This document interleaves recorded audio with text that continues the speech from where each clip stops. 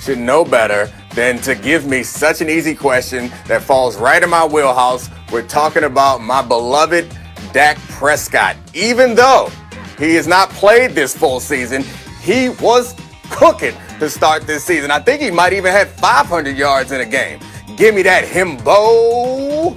That is correct. And I'm not going to lie to you, Dominique. I was so hoping you would get this wrong because of all the reasons you just described, that it does fall directly in your wheelhouse. But you're right. Prescott had 3, Mahomes and Josh Allen with 2 apiece. Let's talk about Dak's Cowboys because, frankly, it's been just an awful season, and this was a huge part of it. Dak Prescott lost for the year after suffering the compound ankle fracture on a scramble week 5 against the Giants. The Cowboys are 3-9. They're last in the NFC East. They have a 67% chance to finish with a top 5 pick in the draft. And the ultimate indignity, they were flexed out of a Sunday night game yesterday for week 15. The most televised team in the sport has been flexed out of a prime spot. All of that and more led Marcus Spears on NFL Live yesterday to say this. Dak Prescott should want out of Dallas. All right, and I've been holding out and saying that. I've been thinking about, well, they did offer him a contract and all of that. Dak Prescott should want to find a new spot to play football. Ooh. That is our resident former Cowboy saying Dak Prescott should want out of Dallas. Nick, I have to start with you because you are, I believe, at this point, his representative. Oh, yeah. Do you think that he should want out of Dallas? I'm sure that his actual representative would be upset and is not going to let me get that 3%, but I'll take it if they're giving up. Yes, he should want out of Dallas. But the real question to me is, can he get out of Dallas? And originally, when I saw Marcus say this, I was like, yeah, it's just us TV people just talking, making something to talk about because it seems so unrealistic because we see it happen so rarely, the forced trade in the NFL. But they made the mistake of franchising him for this season. And I think that actually puts Dak in a stronger position, and Dak can walk up to them and say, like, you need to move me and get something, or after this season, I'm leaving. And he can pull an NBA-style move. And honestly, I don't know if we'll get to this at some point. I don't know that that's a terrible idea for for the Cowboys. It's a great idea for Dak Prescott if he ends up, and Marcus Spears, I think, suggested that he went to the 49ers. Any quarterback that can end up within the sphere of influence of Kyle Shanahan, yes, do that if you can. Shefty. Well, think about all the teams that could use a player like Dak Prescott, not only in terms of talent, but in terms of leadership and the cultural change that he would bring. Washington.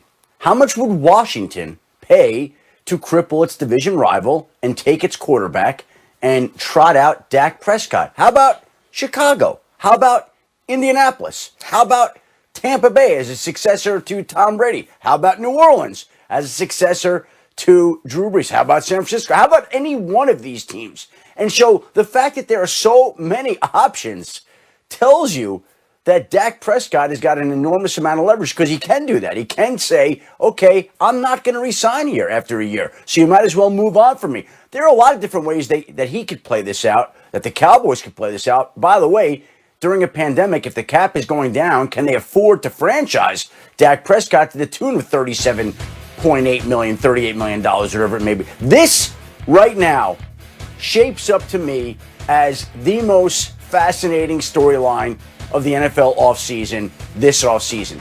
Every year there's something that jumps out. Last year was Tom Brady. Right now, it looks like it could be Dak Prescott, even though he hasn't played in a while due to that injury. I love that. And so, Lewis, I've been waiting all week to ask you this, because I've been sort of beating this drum a little bit on radio, and team building is your thing. Dak Prescott is a great player for all the reasons that we have just described.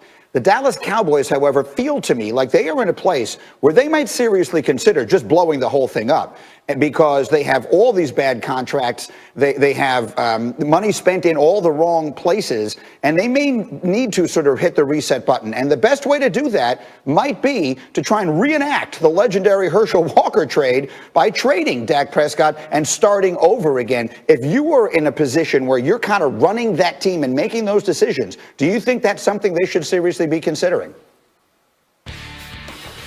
You know what?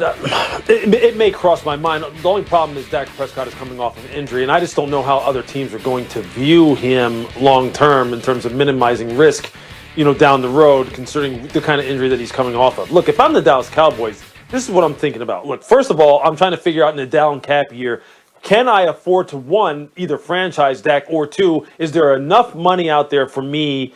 Rather, is there a number out there for me that Dak would be satisfied with to say, okay, look, we need to go ahead and lock you up, make sure that we can absorb your cap hits over the next 2 to 3 years in particular, so we can then go ahead and get to work on evaluating the rest of what we've got going on down here, which quite honestly is a mess, considered, especially on the defensive side of the ball. I would try to get Dak Prescott, under contract right away so I could kind of address everything else that's going on, particularly this. Look, on the defensive side, they better figure out whether or not it's a personnel issue or if it's a coaching issue with Mike Nolan heading up this defense, because it's historically kind of gross when you watch how they're playing. And you saw how they played just the other night against the Baltimore Ravens. That's just not acceptable. And that's just not a personnel issue. That is an overall schematic issue. That's just bad business right there. They got to figure out what's going on there. And I love Mike McCarthy on the offensive side of the ball. I've known Mike for a long time, dating back to my days at the University of Pittsburgh when he was there. Figure out whether or not he is bringing the kind of innovation along with Kellen Moore to this offense that they were kind of thinking that they were going to get. So I would make sure that Dak is in the fold. We know that without him, this football team is markedly different on the field and off the field. I would get that taken care of, and I would quickly turn my attention to the rest of the mess that I have created, because that's where I think the bigger problem is, where they have made some serious miscalculations. And if you spin it all the way back to the beginning, the first mistake they made, Neek, and I feel like we have been talking about this for 2 years, was not taking care of the quarterback first. Mike Tannenbaum, to his credit, said that 2 years ago. They're starting at the end with all the other people they brought in, and they left this one, and Neek, very quickly, that I think ultimately is going to prove to be their undoing.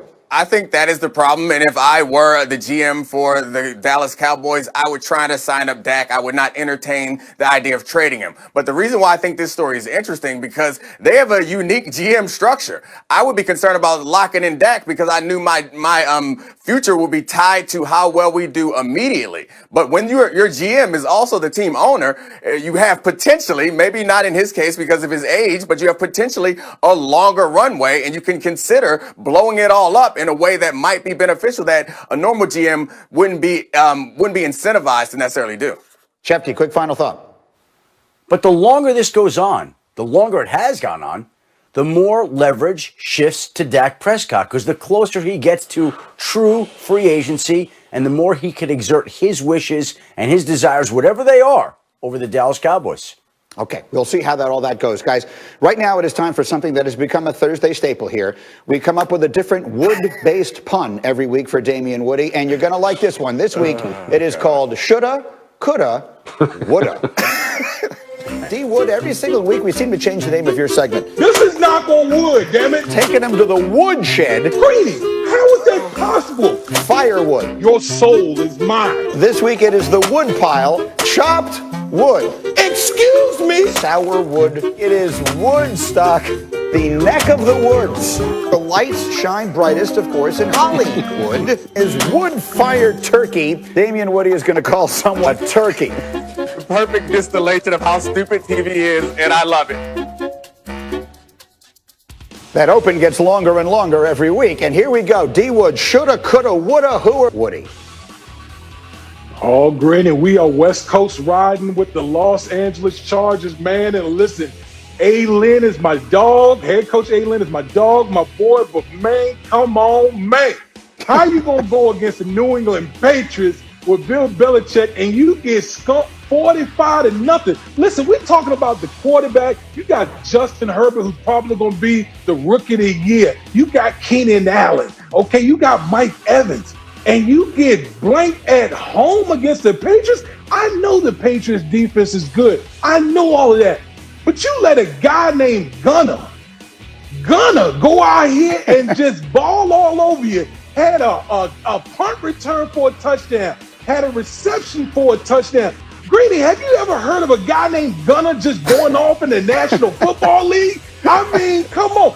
Listen, Greeny, it was so bad with the Los Angeles Chargers. They gave up 2 special team touchdowns in the same quarter, Greeny. How inept can you be as a franchise to give up 2 special teams touchdowns in 1 quarter? Man, look, the Chargers, they got the best uniforms in the National Football League, but man, they need to throw them things in the dumpster because they look like a whole dumpster fire right now. Woo! I disagree. I think